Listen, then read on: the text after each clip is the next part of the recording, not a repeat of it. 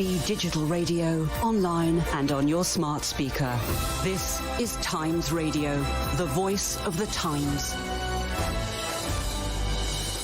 It is 12 o'clock. I'm Hugo Rifkind and this is Times Radio. In a moment, PMQs, but first let's have a look at the headlines this lunchtime. An 18-year-old man has been arrested on suspicion of murder in Leicester following the suspected stabbing of a man in his 20s yesterday evening near De Montfort University. The victim was taken to Leicester Royal Infirmary and died a short time later. It's believed he was involved in an altercation with another man in the street. The Prime Minister is about to face questions from the opposition, most likely on his appointment of Peter Mandelson as the UN ambassador in December 2024. Wes Streeting, the Health Secretary, told Times Radio that lessons can be learned from the vetting process he went through. The retired judge, Sir Brian Leveson, has suggested a number of ways to make the justice system better in a report. One is to have sentencing done via a video link if needed, and for prison vans to be allowed to use bus lanes to make sure they get to court on time. The snooker player John Virgo has died at the age of 79. He won the UK Championships, but was also known for his work as a broadcaster on the snooker show Big Break.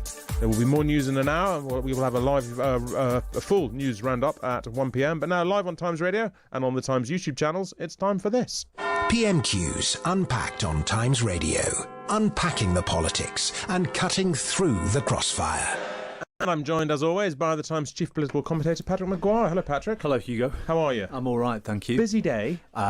You could say that. Not as busy as the day they'll be having in Number 10, the Foreign Office and the Cabinet Office, I suspect. Yeah, well, you'd hope, but you never know. We're also joined as well by the comedian Marcus Brigstocke. Hello, Marcus. Hey, nice to see you. Welcome back. Good to have you here. Yeah, nice to be here. I wonder what's going to come up. Have you been enjoying recent seasons of PMQs? Yes, I have. Yeah. I have. I never miss it. I thought after a lag, it's really been returning to form of late. I agree. Yeah. I agree. Bit of sport. Now, I would say, it's funny, because if all this had been happening 6 months ago, Patrick, I would say the chances of Kemi Badenoch weighing in on Peter Mandelson are high, but not 100%, because she might decide to do something really bizarre. But I think she's grown out of that. These days, it's 150% or whatever mathematically incorrect formulation you want to use. Yeah. What angle do you think she's going to pick? What did Starmer know and when? There'll be a lot of Morgan McSweeney, the Prime Minister's Chief of Staff, in this. And who knows? She might have uncovered something that the Prime Minister hasn't prepared for. Whatever it is, I think it's going to be awful for the Prime Minister. Yeah. Look, I should say, Marcus, we have not extensively vetted you before having you sitting here. No. Is there anything you'd like to tell us? Almost nothing. Is there anything you'd like to tell us while you can? No, I mean, the only list I'm on is that I won a 10-metre swimming badge. Congratulations. There are about 6 of us. Yeah. But that's literally the only one as far as I know. Okay, good. Look, Patrick, when we spoke yesterday, you said this was the most serious scandal in public life since the Perfumer affair. Now everyone's saying that.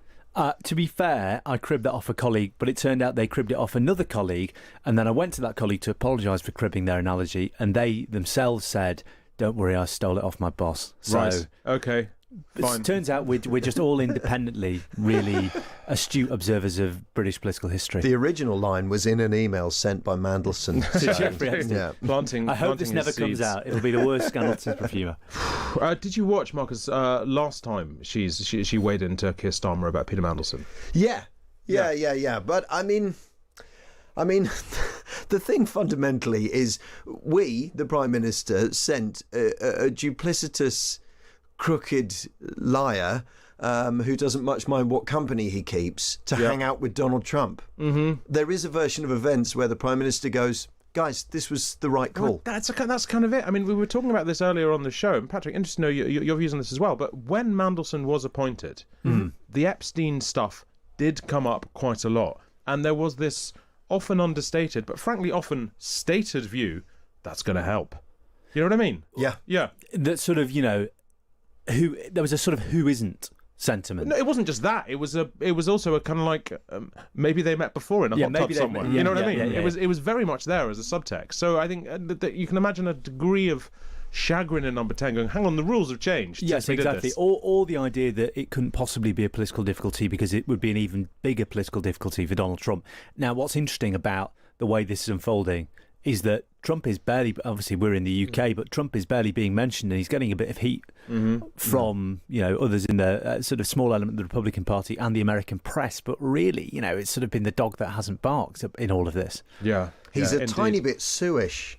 I think, he is a tiny bit legal, isn't he? So one has to be a little bit careful. Well, look, do get in touch. Let us know what you're thinking. You can also, of course, comment on the YouTube channel. You'll find us in the Times Radio YouTube channel if you wish to see our wonderful faces. Also, you can text or WhatsApp us. Sarah has been getting in touch all morning with abusive messages. Thank you for those, Sarah. By all means, listen to something else. Let's get our first question. Thank you, Mr. Speaker. The whole House will be disgusted by the latest revelations about Jeffrey Epstein. All of us want to see his victims get justice. But the political decision to appoint Epstein's close associate, Peter Mandelson, as Britain's ambassador to Washington goes to the very heart of this Prime Minister's judgment. When he made that appointment, was he aware that Mandelson had continued his friendship even after Epstein's conviction for child prostitution? Simple question.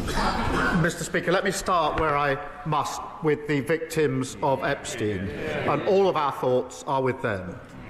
Can I also say our thoughts are with all those who lost jobs, savings and livelihoods in the aftermath of the 2008 financial crash. To learn that there was a cabinet minister leaking sensitive information at the height of the response to the 2008 crash is beyond infuriating. And I am as angry as the public and any member of this House. Mandelson betrayed our country, our Parliament and my party. Mr. Speaker, he lied repeatedly to my team when asked about his relationship with Epstein before and during his tenure as ambassador. I regret appointing him. If I knew then what I know now, he would never have been anywhere near government. And that is why, Mr. Speaker, yesterday, the Cabinet Secretary, with my support, took the decision to refer material to the police. And there is now a criminal investigation. I've instructed my team to draft legislation to strip Mandelson of his title and wider legislation to remove disgraced peers. And this morning, I've agreed with His Majesty the King that Mandelson should be removed from the list of Privy Councillors on grounds that he's brought the reputation of the Privy Council into disrepute. Right, so hell hath no fury like a Prime Minister embarrassed. That's pretty strong, Patrick. He says he betrayed our country, betrayed our Parliament, betrayed our party, lied repeatedly to our team before and during his time as ambassador. I regret appointing him.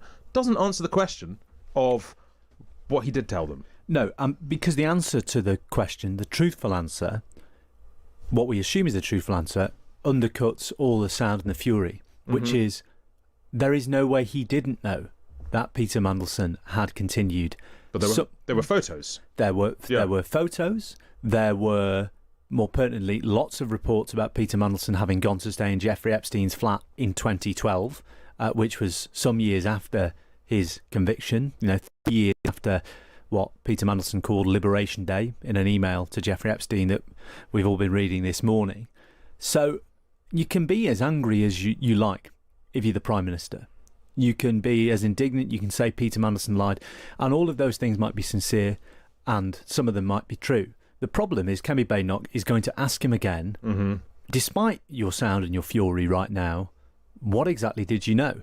And what are the papers that we're going to see released by the Cabinet Office and other bits of government today? What will they show you know?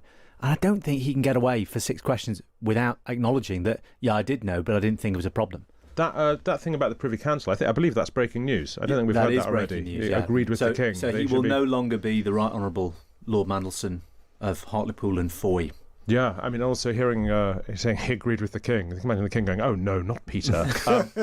Marcus, what did you think of all that? I mean, it's almost like it's helpful for Starmer that he has got something to be cross about. He's not just defensive. Yeah. I mean, it energises him definitely. He said, if I knew then what I know now, but it is. I mean, it's vague, isn't it? Unfortunately, it's vague because these things are vague and.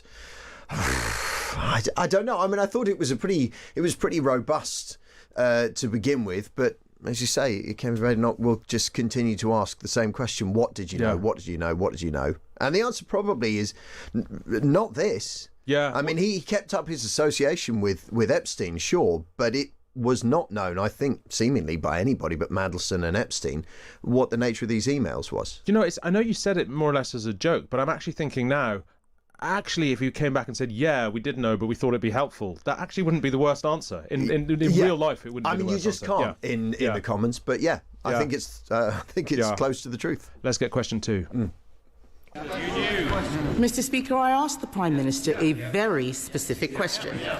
Did he know that Mandelson had continued his friendship with Epstein after the conviction? He says if he knew then what he knows now, but he did know. In January 2024, a journalist from the Financial Times informed the Prime Minister that Mandelson had stayed in Epstein's house even after that conviction for child prostitution. So did the Prime Minister conveniently forget this fact, or did he decide it was a risk worth taking? Prime Minister. Well, Mr. Speaker, as the House would expect, we went through a process. There was a due diligence exercise, and then there was security vetting by the security services. What was not known was the sheer depth and extent of the relationship. He lied about that to everyone for years. New information was published in September showing the relationship was materially different to what we'd been led to believe. When the new information came to light, I sacked him. But we did go through a due diligence exercise. The points that are being put to me were dealt with within that exercise. In response to the humble address this afternoon, I intend to make sure that all of the material is published. Mr. Speaker, the only exemptions are national security, if it prejudice national security. My first duty is obviously to keep this country safe. And when we drafted humble addresses, we always put an exemption for national security.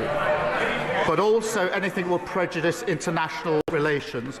Mr. Speaker, you in the House will appreciate that in the course of discussions country to country, there are very sensitive issues of security, intelligence and trade, which cannot be disclosed without compromising the relationship between the two countries or a third country. Mr. Speaker, so that I can be totally open with the House, I should also disclose that the Metropolitan Police have been in touch with my office this morning to raise issues about anything that would prejudice their investigations. We're in discussion with them about that, and I hope to be able to update the House, but I do think I should make that clear to the House at this point, because those discussions are ongoing. Marcus, the options here are that he did know, that he didn't know, or that he doesn't know if he knew. And yes. I would say it's sounding a bit like the first one. Well, if you listen carefully, Hugo, the answer he gave was yes and no to all three of those options. I knew and I didn't know, and what I did know, I don't know now. But if I'd known it then, I couldn't have known it now. This is beginning to sound like a Rod Stewart song. Amazing. Patrick, the FT journalist who informed him about this meeting in 2024, can you shed any more light on that? Yeah, that was Jim Pickard, who asked Keir Starmer. I think Jim is now the deputy political editor of the Financial Times, but he's a lobby legend, as we call in the trade, and he asked Keir Starmer at a press conference, and the answer, I recall it well because it was classic Starmer. It was excruciating, it was halting, it was inarticulate, and it was clearly a question he hadn't expected and didn't know what to say in response to. What's interesting, by the way, Keir Starmer always falls back on, in September, new information came to light. That new information was that Peter Mandelson had emailed Jeffrey Epstein during the period where he was charged, sort of urging him to fight the charges and saying his friends would be with him, whatever. The birthday book containing the infamous line, yum yum, in reference to holidays with Epstein. We're back to number 10 position, which is it was okay to take the risk on appointing Mandelson if he'd stayed in the flat in the knowledge he was guilty, but if he'd stayed in the flat in the knowledge he was innocent, then that was somehow beyond the pale. It just doesn't really make sense as a defence, and this is part of the problem. And you can hear Keir Starmer is already on really, really uncomfortable ground here because of that admission he's made. And because, as Marcus was saying, you can't really hedge it. As soon as you said yes, any caveat or indeed any strident response to Mandelson's betrayal just falls a bit flat. You know what? It's a bit of a tell with Keir Starmer. The more uncomfortable he is, the longer his answers are. And when he's on safe ground, they come in a flash. Let's get question 3. I'm going to come to the humble address in a moment, but the Prime Minister cannot blame the process. He did know it was on Google. If the Conservative Research Department could find this information out, why couldn't number 10? On the 10th of September, when we knew this, I asked him at that dispatch box, he gave Mandelson his full confidence at that dispatch box, not once, but twice. He only sacked him after pressure from us.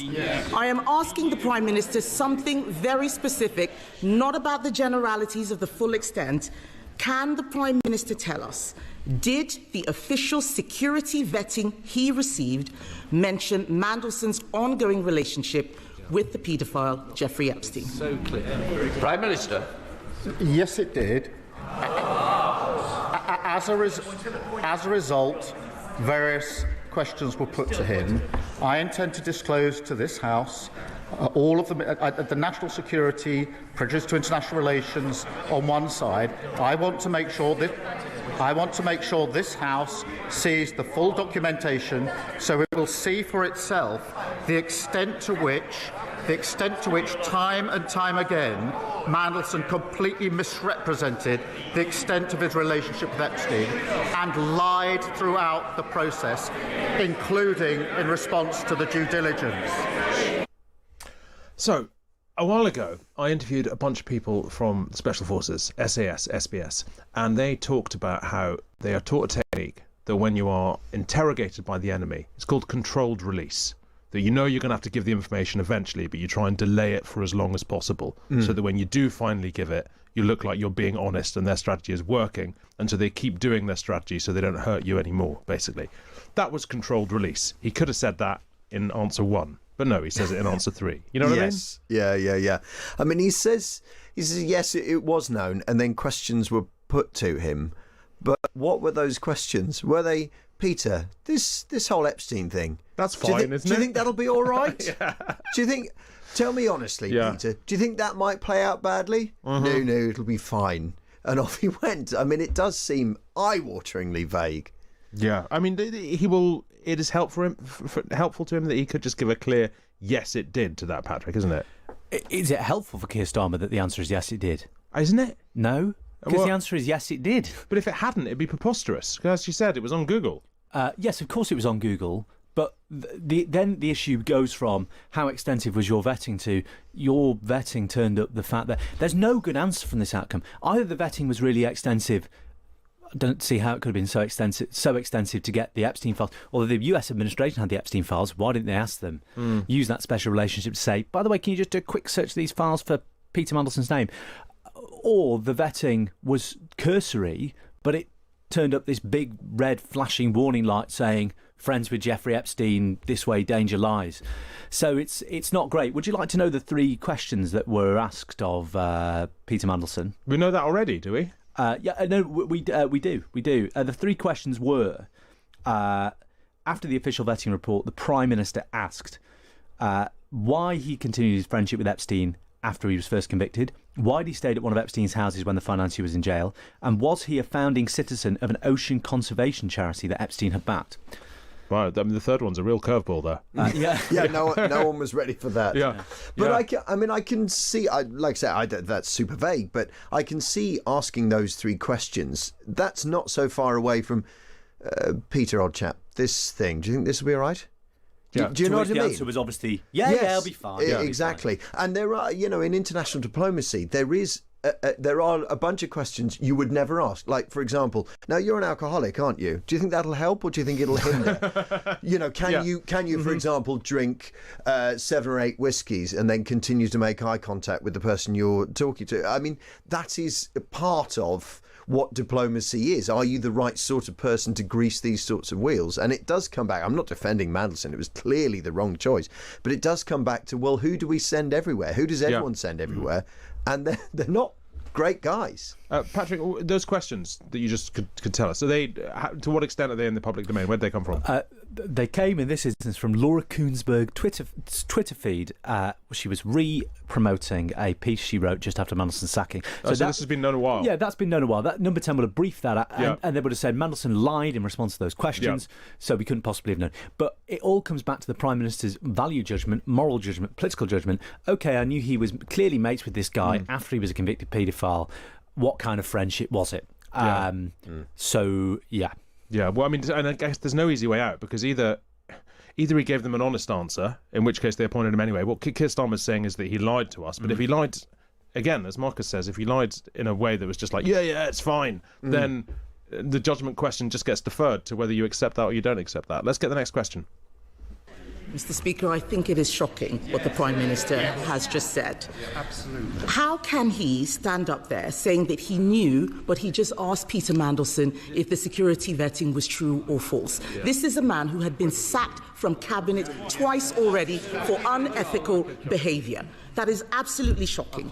And that is why later today, my party will call on the government to release all documents relating to Mandelson's appointment, not just the ones the Prime Minister wants us to see. Yes, exactly. Because this government is trying to sabotage that release with an amendment to let him choose what we see. The man who appointed Mandelson in the first place. Labour MPs now have to decide if they want to be accessories to his cover-up. Can the Prime Minister guarantee that he won't remove the whip if they refuse to vote for his whitewash amendment? Prime Minister. Mr. Speaker, the first exemption is in relation to anything that could compromise national security. That is not a small matter, and many members on the benches opposite will know precisely why that needs to be in the exemption. When we were drafting humble addresses, when we were sitting over there, we always made sure that exemption was in, because we knew how important it was to the then government. I don't think I've seen a humble address without that in, because and just to be clear, to vote to release something that would prejudice national security is wrong in principle. The second exemption is in relation to things that would prejudice international relations. There will be discussions about security and intelligence and trade, which are highly sensitive to the two countries involved and to third countries. Well, they have to ask themselves whether they want to vote to prejudice our national security. I don't think they do. I don't think, in fairness, that they do. But can I reassure the House, Mr. Speaker? Let me reassure the House. The process for deciding what falls into those categories will not be a political process. It will be led by the Cabinet Secretary, supported by government legal teams. So they will be looking at the question of prejudice. They will be making that decision. The only additional thing I just want to put before the House, because there was a discussion this morning with the Metropolitan Police, is that we are in discussions with them about any material that they're concerned will prejudice their investigation. We're at an early stage of that discussion, but I didn't want to have the House not know that discussion is going on. What did I say about how the more uncomfortable he is, the longer the answers get? Patrick, very long. The national security thing, that's the second time he's mentioned it. Is there, I mean, a conspiracy theorist, or indeed a rationalist, would think that what they're going to do here is they're going to hide behind that to avoid releasing embarrassing stuff? Can they do that? The problem is with that as a pretext is that there is some validity to it. As with all the best pretexts for not doing things you want to do, it's sort of an unfalsifiable thing. And there is obviously an argument that if everything is every discussion in government is fair game, what does that mean for Britain's interest on the international stage? The problem is with the government as the ultimate arbiter of what falls on either side of that line. So if there's a discussion between, I don't know, Morgan McSweeney and Peter Mandelson, or Peter Mandelson and somebody else senior in government, or Morgan McSweeney or somebody else, that makes a sort of comment on this, that the impulse will surely be, this is just how these things work, we can get away with not including that. Mm-hmm. So I suspect this is the next round of scrutiny the government will face. The next row will be who decides this. You've got Labour MPs who are deeply uncomfortable about being dragooned to vote for a cover-up. So I don't see how the government brazen this out. Just like on Monday they said, we can't take Peter Mandelson's peerage away. Tuesday they're saying, we're going to take the peerage away. Today they're saying, we can't. Everything's going to have to be redacted in the national interest, in national security. Who knows what the position will be tomorrow, but I suspect it won't be as clear-cut as that. Marcus, we've just had a message from VJ. It says, as the PM is clearly in trouble here, what cheese would Marcus recommend? Oh, goodness. Something with holes in, I think. Something Swiss, because it will be a perfect metaphor for how he's expressing himself. Bit of Gruyere. Yes. Bit of Gruyere. Yeah, there you go, VJ. That one's for you. Let's get question 5. Mr. Speaker, the Prime Minister is talking about national security. The national security issue was appointing Mandelson in the first place. And what he has said about the humble address is a red herring. To those Labour MPs who were not there in the last Parliament, let me tell them, humble addresses already exempt genuine national security. This is not about national security, this is about his job security. His amendment lets him withhold anything to do with international relations. But this whole appointment is to do with international relations. So if they're voting for it, they are voting for the cover-up. If the Prime Minister is serious about national security concerns, then he should ask the Intelligence and Security Committee to decide which documents should be released. Will he commit to doing so here and now? Prime Minister. Mr. Speaker, I've set out the process. It won't be a political process. It will be led by the Cabinet Secretary, supported by the government legal teams. But I'm pleased that she, I think, now accepts that at least the first exemption that we've written in to the amendment to the petition is the right amendment in relation to prejudice national security. But she and others behind her will understand that because of the breadth of what's asked for, and we're doing everything we can to make sure this is fully transparent and disclosed, but she and those behind her will understand from their own experience in government the sensitivity of information about security and intelligence and trade relations that are inevitably caught in exchanges of the nature that are being asked for. And it is right that anything that prejudices, not touches on, prejudices international relations is protected within the disclosure. Marcus, that sounds like cant, but actually, if part of the briefing and the response to the briefing is somebody going, as we were discussing, well, it's fine he was mates with Epstein, so was Trump, then actually there are national security implications there. Yeah, but I'm unclear what's being asked for there. Is what's being asked for the exchanges that existed between Mandelson and Epstein, which it's not going to be up to him what's seen there. I don't think anyway, so. I think what's being asked for is what the vetting process came up with. Patrick, it seems to me... Well, there might not be much there, right? Well, I mean, I guess there's got to be the questions that were asked that we know, the answers he gave, and what the security services assessment of those answers exactly, were. and what officials prepared, what came out of Peter Mandelson's, the report the Cabinet Office would have prepared after he did his developed vetting interview. That's the interview at which they basically say, when did you last watch pornography, how much do you drink, this and that. The Foreign Office will have... It's a lot like the questions we asked Marcus, actually. Well, indeed.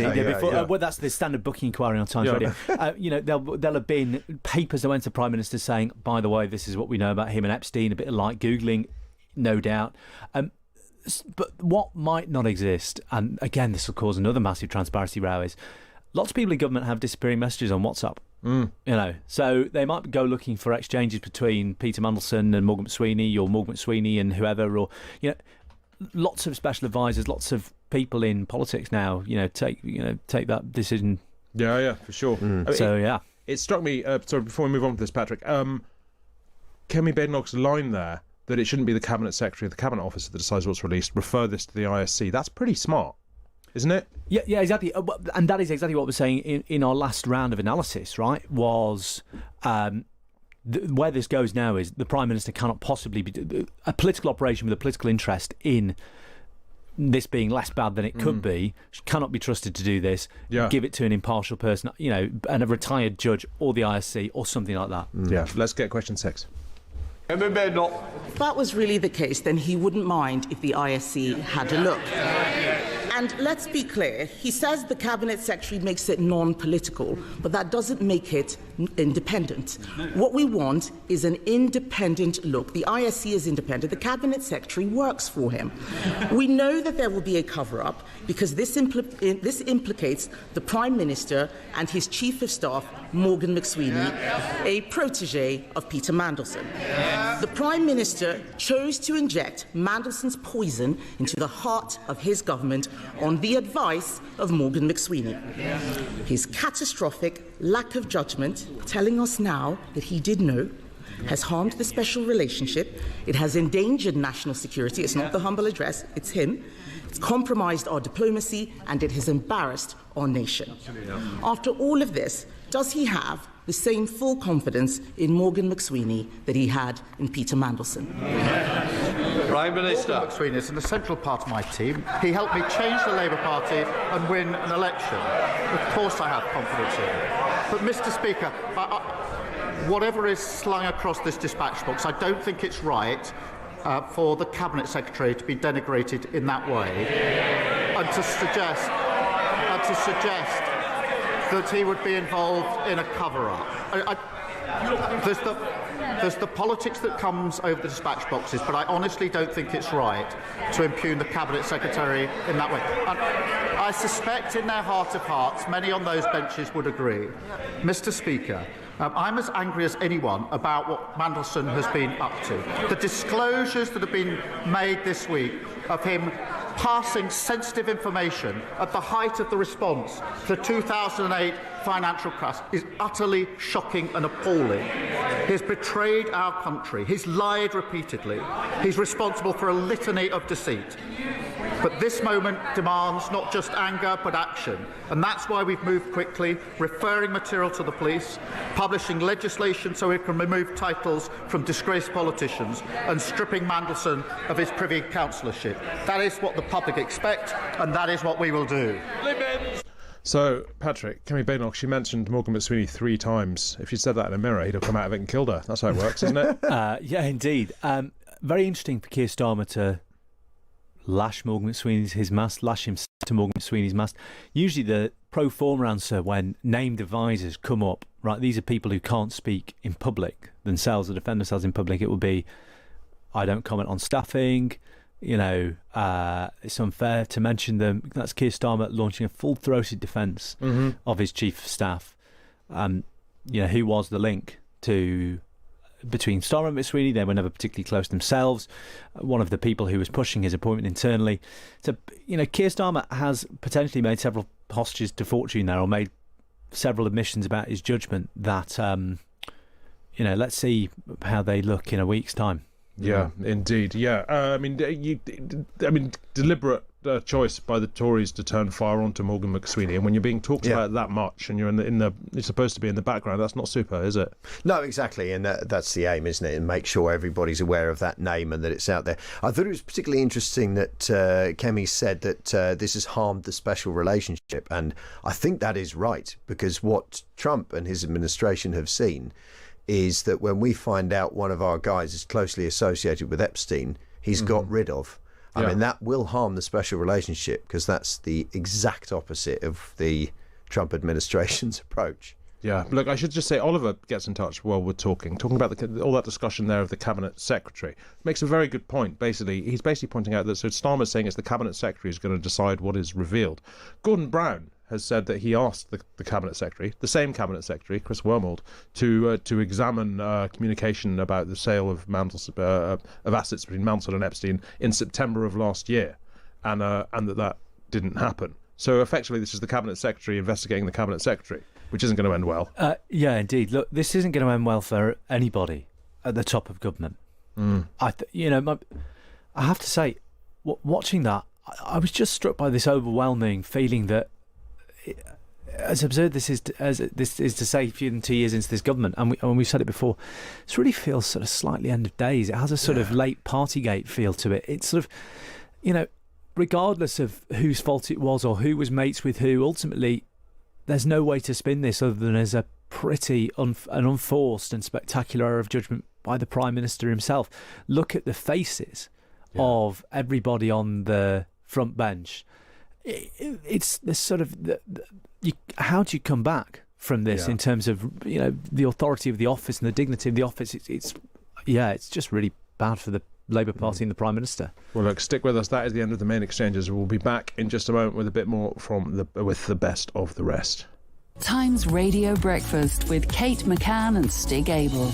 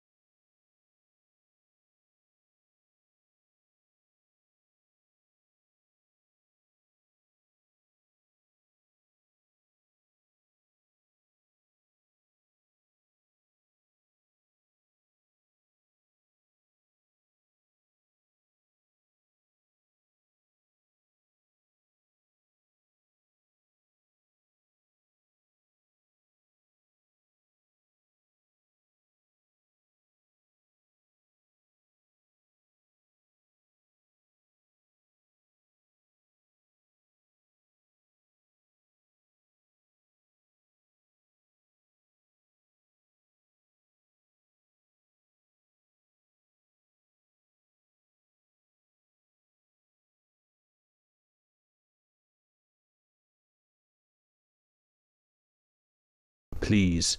Well, maybe soon. Wow. Let's take a look now at some of the other exchanges at Prime Minister's questions. We're going to start with the Lib Dem leader, Ed Davey.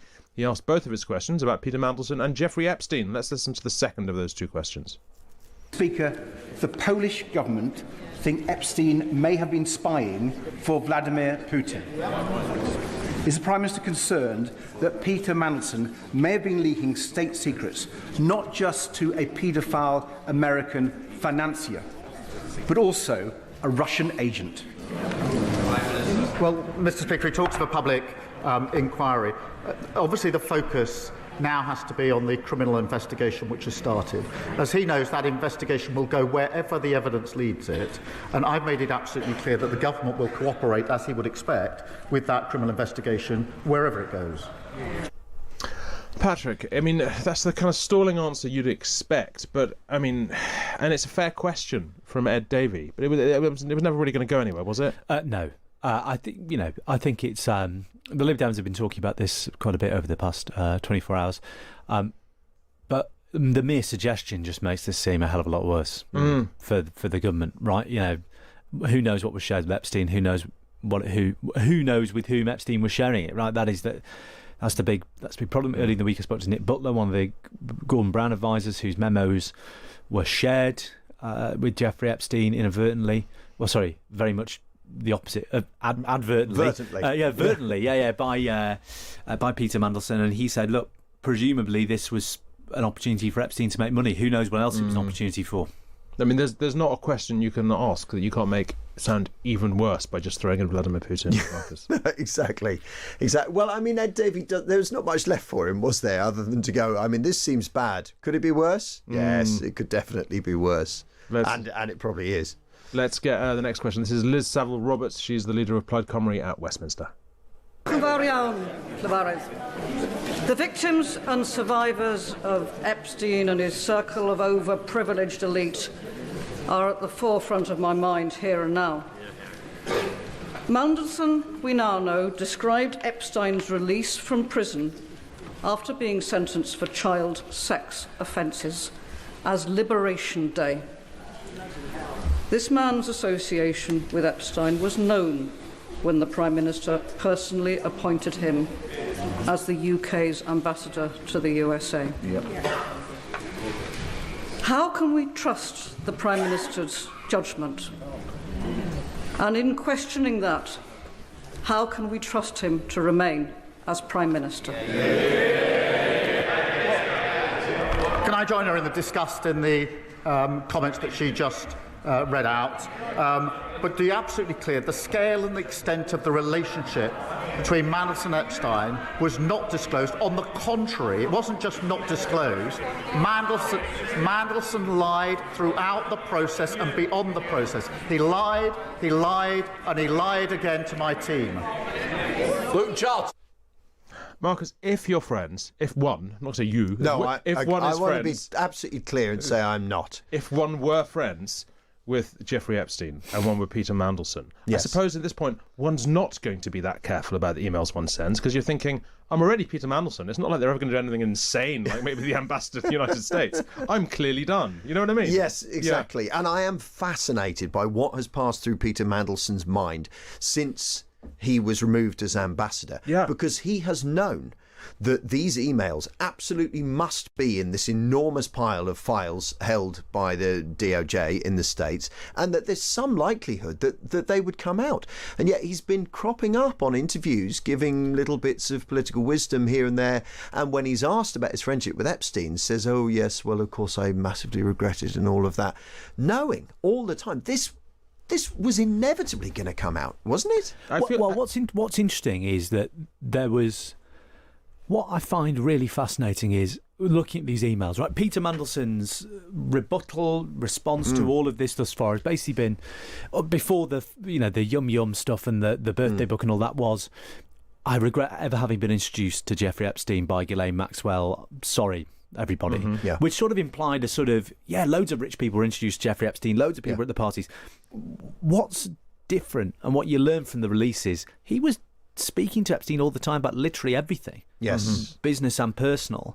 So you can, in a way, I can sort of understand, like, if he, it was sort of so almost like an unconscious process of speaking to Epstein that you sort of forgot. Like, it's sort of like, that's just something he did all the time. The fact that the idea of Keir Starmer going, how can we trust him to remain as PM in that question, Patrick? That's very powerfully put by Liz Saville-Roberts. It's been implicit, but now it's explicit. Very powerfully put. She has that very distinct sort of 1950s newsreader style, which on this occasion, solemn and full of gravitas. But that is the fundamental question, and there's no escaping it. And that is look. Keir Starmer said he lied.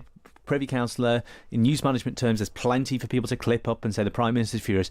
But the big admission today was, I was told he was friends with a sex offender after his conviction, and I appointed him. And that all leads you back to Liz Saville-Roberts' question. Yeah, I appointed him to go and be with Trump, who was also friends with that same sex offender.